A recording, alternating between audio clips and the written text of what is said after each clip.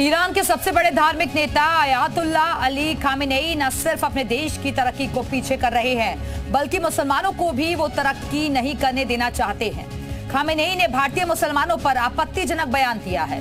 उन्होंने कहा है कि भारतीय मुसलमान तकलीफ में है। उनकी इस गलत बयानबाजी का भारत ने कड़ा जवाब तो दे दिया है। खामेनेई को भारत के मुसलमानों की चिंता करने के बजाय अपने देश के मुसलमानों की चिंता करनी चाहिए। वो दुनिया में मुसलमानों के सबसे बड़ा दुश्मन है। ये बात हम आपको तर्कों के आधार पर कह रहे हैं। ये रिपोर्ट देखिए।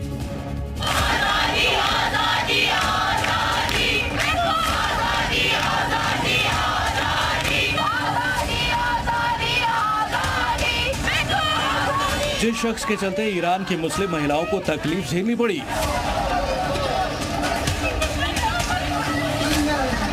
जिस शख्स की वजह से गाजा शहर बर्बाद हो गया, जिस शख्स की वजह से लेबनान के मुस्लिमों को तकलीफ झेलनी पड़ी, वो शख्स मुस्लिमों को हो रही तकलीफ की बात कर रहा है।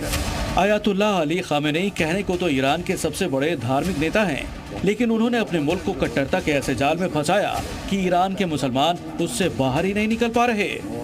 खामेनेई ने भारत के मुसलमानों को लेकर ऐसा बयान दिया जो भारत को हरगिज गवारा नहीं है। खामेनेई ने सोशल मीडिया एक्स पर लिखा, इस्लाम के दुश्मनों ने हमेशा इस्लाम समुदाय के अस्तित्व को मिटाने की कोशिश की है। हम खुद को मुसलमान कैसे मान सकते हैं जब हम म्यांमार, गाजा, भारत या किसी दूसरी जगह पर मुसलमानों पर हो रहे जुल्म से बेखबर हैं।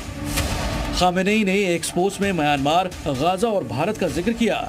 ईरान के सर्वोच्च धार्मिक नेता के ट्वीट पर भारत ने कड़ा एतराज जताया है। विदेश मंत्रालय की तरफ से खामेनेई को जवाब दिया गया। भारत पर खामेनेई का बयान पूरी तरह से भ्रामक है और इसे बर्दाश्त नहीं किया जा सकता। भारत ने कहा कि अल्पसंख्यकों पर टिप्पणी करने वाले खामेनेई भारतीय मुसलमानों पर बोलने से पहले अपना गिरेबान झांकें। भारत की तरफ से खामेनेई को तीखा जवाब मिल चुका है। इससे पहले भी कई बार खामेनेई भारत के मुस्लिमों को भड़काने की कोशिश कर चुके हैं। अगस्त 2019 में जम्मू कश्मीर से आर्टिकल 370 हटने को लेकर खामेनेई ने कहा था कि भारत कश्मीर में मुस्लिमों के खिलाफ अत्याचारों को रोकने के लिए जरूरी कदम उठाए। इसके बाद 2020 में दिल्ली दंगों को भी मुस्लिमों का नरसंहार करार देकर भारतीय मुसलमानों को उकसाने की कोशिश की थी। भारत का मुसलमान खामेनेई के बहकावे में कभी नहीं आया और हर बार उनके झूठे एजेंडे को फेल कर दिया। इस बार भी भारतीय मुस्लिम खामेनेई को उन्हीं की भाषा में जवाब दे रहे हैं।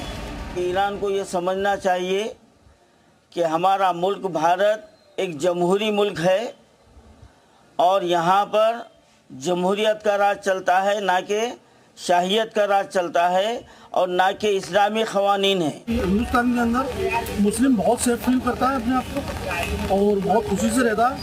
ईरान में रहते हुए हिंदुस्तान की कुछ ज़्यादा चिंता करते हैं, तो मैं उनके लिए ये बता दूँ कि जितना हिंदुस्तान के अंदर मुसलमान सेफ है, हो सकता है ईरान में मुसलमान इतना सेफ नहीं। मुस्लिम ही नहीं, हिंदू संगठन के लोग भी भारत के खिलाफ खामेनेई के दुष्प्रचार को जवाब दे रहे हैं।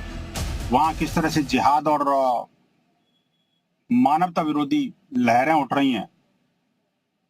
खामेनेई जी, भारत वो देश है जहाँ पर सर्वाधिक मुसलमान हैं, सर्वाधिक मस्जिद मदरसे भी हैं। इतने अगर आपके यहाँ होते ना तो आप संभाल नहीं पाते। अयातुल्लाह अली खामेनेई अपने देश ईरान को कट्टरता के जंजीरों में जकड़े हुए हैं। खामेनेई के इशारे पर ईरान की सरकारें चलती हैं। साल 2022 में ईरान में महिलाओं के लिए हिजाब जरूरी कर दिया गया था।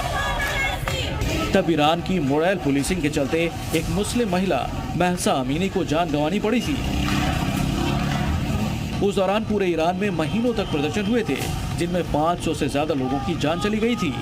खामेनेई भड़काऊ बयानबाजियों के लिए कुख्यात हैं।